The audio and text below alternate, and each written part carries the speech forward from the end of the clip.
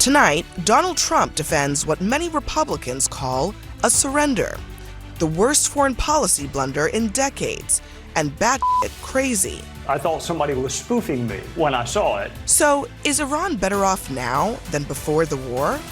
Plus, turns out what the administration called propaganda is indeed in the agreement. Also, the president test drives a new spin. He's saving the country from another depression. The one president I did not want to be was the late, great Herbert Hoover. And, as columnists suggest J.D. Vance will be the fall guy, his boss jokes about it. If it works out, I'm going to take the credit. If it doesn't work out, I'm blaming J.D. Live at the table, Bakari Sellers, Stephen Moore, Yemisi Egbawale, Tim Parrish, Kian Tajbakhsh, and John Perdeau. Americans with different perspectives aren't talking to each other, but here they do.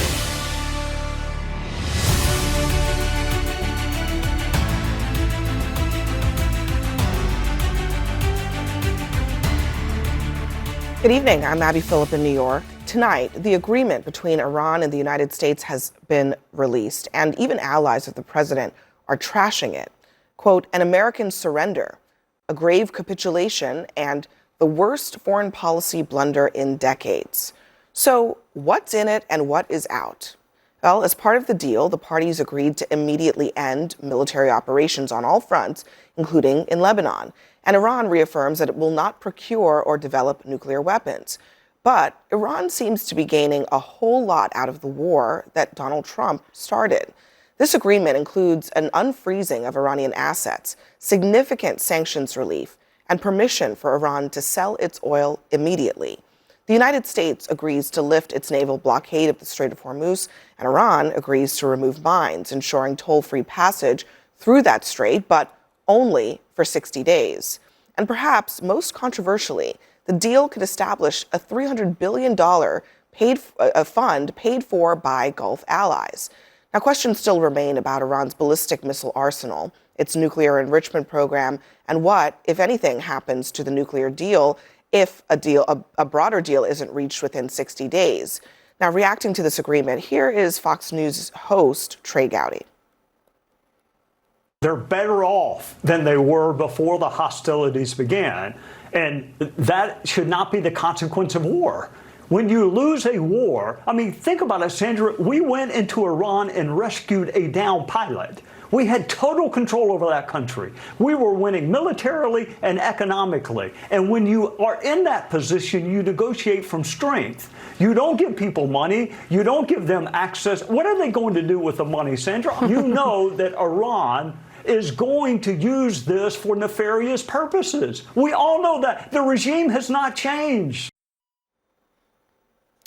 And Kian, you've been with us so much now over the last several months. Right. We know you to be an expert on the Iranians and also expert in these negotiations, the old one in 2015 and where we are now. Brett McGurk says, on its face, this new deal returns Iran to the status it enjoyed under the Obama-era nuclear deal, the JCPOA, with unlimited oil and petrochemical sales at market prices. Some experts have assessed that this article alone could deliver $60 to $70 billion a year directly to Iran. Mm-hmm. That is the part of the deal that basically doesn't require Iran to do anything except sign on the dotted line. That's right. That's right, Abby. I mean, I think that there's a real concern on the face of it. I mean, I've read the 14-point document.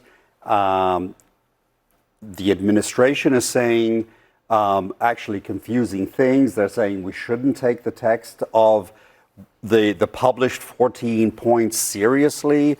Why? Because there have been back-channel commitments by the Iranians. They call it a political document. They say they have a gentleman's agreement with the Iranians. Right. Now, unfortunately, there's a kind of a misunderstanding of how things work in the Middle East. In the Middle East, what people say to you in private, in English, is usually irrelevant and meaningless. It's only what they will say in their own language publicly that actually counts. So it's actually the opposite of the U.S. I don't want to insult any politicians here, but politicians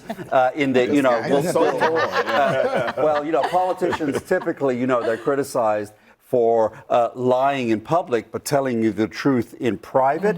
In the Middle East, it's exactly the opposite.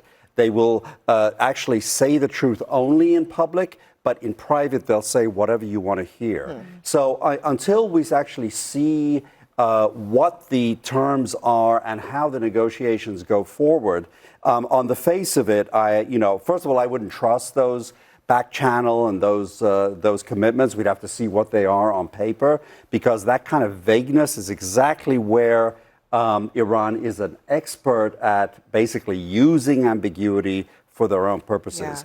Yeah. Let me play what President Trump said about Iran's new leadership. He seems to think that he's gotten a new crop of people that have changed their ways. Listen. They have a new group of leaders that I think is, actually, I think they're smarter. I think they're very smart. I think they're far less radicalized, and I think they're really good. They love their country. You talk about regime change. Nobody will say that, but I guess look, their one set of leaders is all gone. Their second set of leaders is all gone. Their third set of leaders a little bit gone, but for the most part, and frankly, I think that's regime change. I think they're going to behave much differently. So, Bakari, I'm not sure on what basis he's saying that, because when you read the deal, you can see how Iran has gotten a lot of what they wanted out of this negotiation. I mean, I think to be extremely plain and clear, we went into the war in a posture where Donald Trump lied to the American public repeatedly about destroying or obliterating their ballistics efforts, going in and deteriorating their nuclear arsenal. At the end of the day, we lost American lives and soldiers. We paid the Iranian government $300 billion in reparations. Well, we haven't paid that yet. We will. It is a fund that would be established. It was a fund, okay. We spent $30 million or $29 million in fighting the war. We've lifted sanctions on Iran. And let me just say something. Very rarely do you get Bakari Sellers, Trey Gowdy, and Nikki Haley, like all great South Carolinians, singing from the same sheet of music on the fact that Donald Trump lost the war. I mean, let's be extremely clear. I mean, when people watch this show, they watch it for the exchange of ideas and the breadth of honesty. But there's not one person who can come on this show and say that our objectives were met. Barack Obama went in, and I have a ton of friends who tell me all the time that the deal was not as strong as they wanted it to be.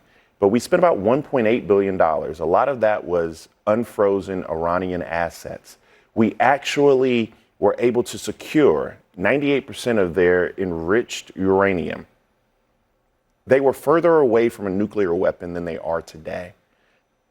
That may not have been the 100% success that people wanted, but Donald Trump ripped that up and also ripped up our global standing, and we went backwards. So, I mean, he just asked, can anyone defend it? Can you? Well, I mean, first I would start with a series of questions. Who paid Iran $300 billion? Well, it's a fund that will be. It's in paragraph. As I explained, hold on. We haven't done that. No, hold on. Yeah. Well, as I explained, the text of the deal establishes, or it posits that there would be a fund that the United States would facilitate being established for the reconstruction of Iran. Right. It suggests that the Gulf states would play a role in funding that fund. Right. So, there are parts of it that are vague, but it promises to the Iranians up to $300 billion in funds to rebuild the country that we destroyed. Although I'll just add, I'll just add, it says the mechanism for the implementation of that will be finalized only as part of a final deal. So that part of it is not going to start on Friday. But, right. And so this is where accuracy matters, right? You can't say on national television that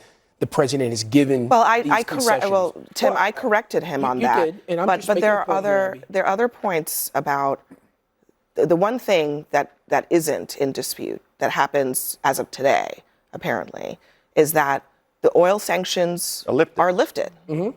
So that is happening right now. Absolutely. So that's hold on. Let me let 60 him respond. to 70 billion. Start from that point. The point I'll start from is this total mischaracterization that Donald Trump lost the war. First of all, the one objective, the strategic objective that the president was very clear about from day one was that we did not want them to procure a nuclear weapon. In that deal, one of those 14 points is Iran coming to the table and saying, we will not. Let me ask, can I ask you a very simple question? I let you finish. Go ahead, because I want you to ask, say, was that in the JCPOA I know, but or not? I let you finish. There we go. So that's in one of those points, right? Is that we don't get a nuclear weapon, a nuclear armed Iran. That was the one strategic objective the president had going into this, and that's victory. And so I don't know why it would be. Can I ask you a simple question? Was that in the JCPOA or not? Was it word for word or not? Actually, Bakari, I'm glad you asked. The JCPOA actually just gave a landing strip for the Iranians it literally to said get the to a nuclear thing. weapon. So it didn't. This is total and complete. We will not produce, and we will. Hold on a second. We will destroy our enriched uranium. But hold on a second. Hold on a second, Tim. And before you jump in, Stephen. Hold on before you jump in, Stephen. The JCPOA said that Iran will under no circumstances ever obtain a nuclear weapon. And in fact, this deal contemplates that, because what it says is that Iran reiterates what they say has been their longstanding stance, that they would not have a nuclear weapon. Now, I think what you're referring to is the fact that the JCPOA had sunset provisions for the limits that they had on nuclear enrichment. That is true. That's right. However, you also have to acknowledge that this deal has absolutely zero provisions when it comes to the fate of Iran's nuclear enrichment program and its nuclear weapons. No, that's not true, Abby. This deal is performance-based. But but what are the markers? If the Iranians, but what are the markers, Tim? If the Iranians start producing a nuclear weapon again, if there's evidence of that, they have to allow the proper regulatory authorities in the country. But hold on. And if they report that something otherwise is happening, we'll pick back up. But hold on a second. This deal doesn't say Iran will never be able to enrich uranium in its borders. You know what it says? It says that we'll determine at another date the fate of enrichment in Iran, which suggests that this deal is contemplating that Iran could enrich. Now, President Trump was even more explicit in an interview a couple of days ago with the New York Times, and he said, yeah, maybe we might have a cap. Maybe it's around 3%. The same cap that existed in the JCPOA. So look, I get the sunset provisions, but when you have a document that it basically says, we'll figure it out later, you can't tell me that those are benchmarks. That's just kicking the can down the road. So I would say this, that I think it's false to say that that they weren't developing nuclear weapons, because they were. So whatever Obama did, it certainly That's not what I said. In fact, to be completely clear, I said they were further. They were further away in 2015 than they are. That's still not true. That part isn't true either. So they were. We know that they were moving very aggressively ahead with developing a nuclear weapon, and that was one of the greatest dangers on the planet. So for you all to say he accomplished nothing, I think is absurd. What did he accomplish? We've moved them, and by the way, Trump has been very clear. What did he accomplish? Be clear with, what did we accomplish? We have denuclearized. No, we have not. Yes, we have. Can we talk about you don't even have their nuclear. There is no one. Trump based upon what? Based on what? If they continue to try to develop a nuclear weapon, we will bomb them again. Right. Well, so because the bombing worked. Well, one of the realities is the one difference right now, practically because of the bombing, is that currently, as far as we know, the centrifuges inside Iran are not spinning. That is to say, they were under Obama, and I agree with you. I think there was a lot of ambiguity, but I think that also, I think we should maybe just leave the JCPOA behind. I think it was part of a different world. For me, it was a world before October 7th. I've said this on this show before. Yeah. I think October 7th changed the rules of the game in the Middle East in terms of geopolitics. A JCPOA type agreement just cannot survive. In fact, the reason I think we got into this war, and as you know, I'm critical and agree with the president in terms of I think there was a strategic rationale for going in at some point, but I think that the execution and the planning was badly bungled, and we're paying the cost right now. So one of the things, Keon, that we've talked about with you is the ballistic missile component of this. And I just want to play what the administration had been saying about ballistic missiles and what they're saying now. Listen. They've already developed missiles that can threaten Europe and our bases overseas, and they're working to build missiles that will soon reach the United States of America. We're going to destroy their Navy, we're going to destroy their Air Force, and we are going to significantly destroy their missile launchers so they can never hide behind these things to get a nuclear weapon. This operation is a clear, devastating, decisive mission. Destroy the missile threat, destroy the Navy, no nukes. Well, what am I going to do? Am I going to let Saudi Arabia have missiles, but they can't have them? Yes, sir. Doesn't work that way, you know? It doesn't work that way. And missiles aren't the problem. Missiles they hurt a little location, but they don't blow up the planet.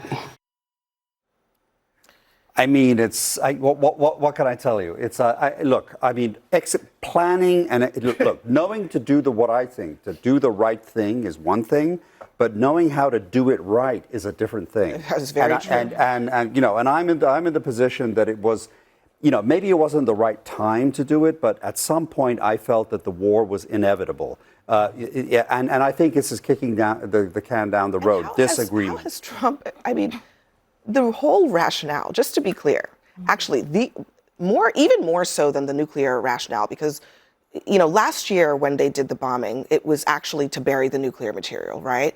The rationale for this operation was to take the ballistic missile threat off the table so that they could no longer use ballistic missiles as a shield for their nuclear program. Now you have the president saying, well, why can't they have ballistic missiles? Everybody else in the neighborhood has them. How do they justify that at this stage? I think it just shows there was no clear objective from the beginning.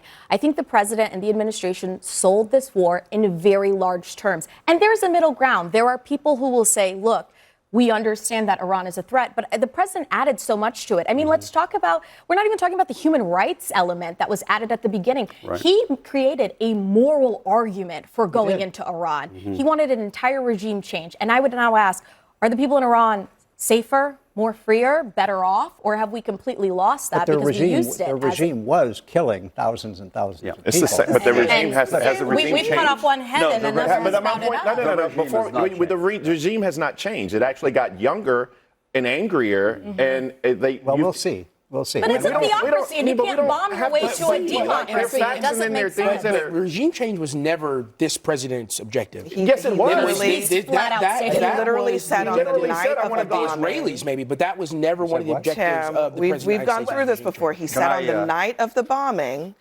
the people of Iran, now is your time. Now is your time. You take back your country. Correct. He said then the next week. Yeah, I want to have. He said on the next week. Really? He said on the next week, I want to have a role in picking the next leader of Iran. I think I can be the one to do that because I've killed all the other ones. So they've put regime change on the table. That's a mischaracterization. The president never said because I killed all the rest of them. That was not his words. Okay. He said the United States bombed the rest of them. I'm sorry. Abby, all the leaders. Abby, let me report. All right, we're going to come back after the break, okay? Let's push pause on this conversation next. For days, Trump and Vance have been calling leaks propaganda, but the agreement confirms most everything that they denied. Plus, the president tries out a new spin. He's saving the economy from a depression by signing this agreement. We'll debate that next.